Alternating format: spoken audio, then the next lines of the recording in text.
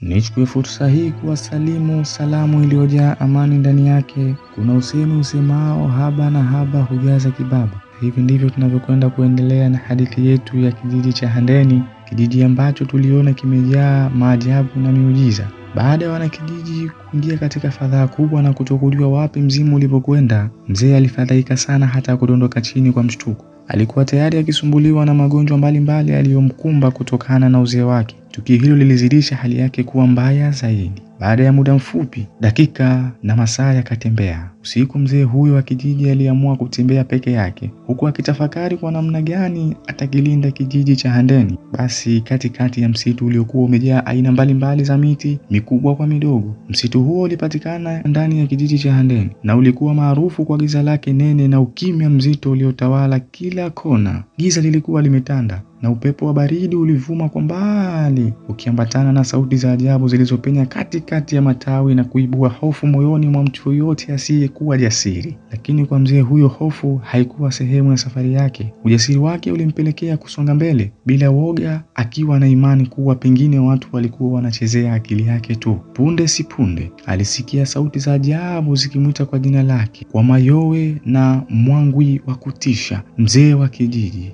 mzee wa kijiji. Kasimama pale pale, akinyanyua kichwa chake kwa tahadhari, akitaka kufahamu nini hasa kinaendelea katika sehemu hiyo. Mara wakati mzee alipokuwa amesimama, alihisi mwili wake wote ukimwisha nguvu. Ghafla alianguka na kupoteza fahamu hapo hapo. Alipozinduka alijikuta yuko katikati ya shimo lenye giza totoro lililotanda hofu na ukimya ndani yake. Ukimya ulio mzito, wenye kutisha na wenye kuogopesha na hata kutia hofu.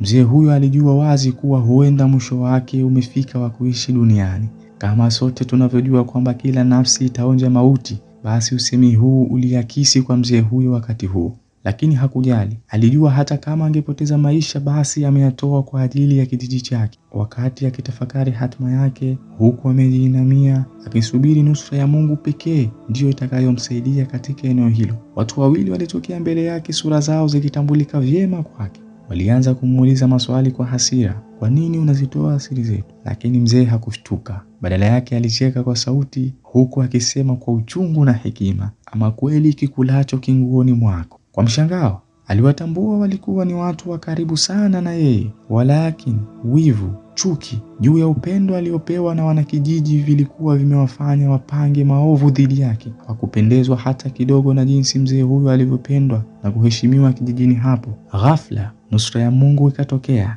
Kama vile tunavyosema, Mungu hamtupi mja wake. Radi kubwa ilipiga kutoka juu kwa kishindo kikubwa, ikiangamiza watu hao waovu papo hapo. Uovu wao uliishia pale pale. Kwa siku 3 mzee hakuwa ni mwenye kuonekana katika kijiji. Watoto walimkosa, walikosa furaha yake, walikosa ucheshi wake, walikosa hata muda wa kuwa na yeye. Babu yuko wapi? Swali hili liliulizwa na kila mtoto aliyepata muda wa kukaa na mzee. Watu walikuwa wameshafikia hatua ya kuandaa mazishi, wakiamini kwamba huenda mzee huyo alikuwa amepoteza maisha. Lakini baada ya ile radi kupita, mzee wa kijiji alitoka kwenye lile shimo la giza akielekea taratibu kijijini kwake. Wakati anakaribia kuingia kijijini, sauti ya mtoto mmoja ilisikika kwa mshangao na furaha. Babu yule, babu yule, babu yule amerudi. Furaha ilirudi kijijini mara moja. Watu walikimbia kumkumbatia, wengine wakimlilia, wakilia kwa shukurani na furaha. Kijiji kizima kilijaa nderemo na vigelegele, maana wabaya wote walikuwa wameshapoteza maisha kwa muda huo, na mzee wao wa hekima alikuwa amerudi salama. Na huo ndio mwisho wa hadithi yetu. Usisahau kusubscribe, kushare na hata kusikiliza na marafiki, kwani Waswahili wanasema kizuri kula na mwenzako. Asante sana. Kwa jina niite Mhenga 01.